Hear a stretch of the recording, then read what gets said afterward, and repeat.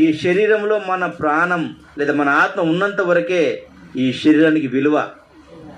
ఎప్పుడైతే ఈ శరీరం నుంచి ఆత్మ వెళ్ళిపోతుందో ఈ దేహానికి విలువ లేదు. హల్లెలూయా. ఒకవేళ వెళ్ళవలసి వస్తే స్వర్గానికన్నా పోవాల్సి వస్తుంది, నరకానికన్నా పోవాల్సి వస్తుంది. ఈ రెండు చోట్ల కాకుండా ఒక మానవుడు ఎక్కడికి పోలేడు.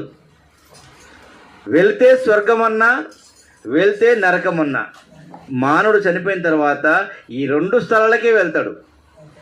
మరి ముందే మనకు స్వర్గం కావాలన్నా నరకం కావాలన్నా మనం ఆలోచింప చేసుకుంటే ఎంత బాగుంటుంది.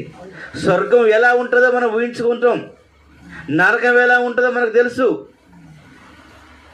స్వర్గం ఎలా ఉంటుందో తెలుసు కాబట్టి ఆ స్వర్గం నరకం రేపు పొద్దున చనిపోయిన తర్వాత అది ఉన్నదని ఒక సత్యాన్ని తెలుసుకొని మనం నడుచుకుంటే ఎంత బాగుంటుంది.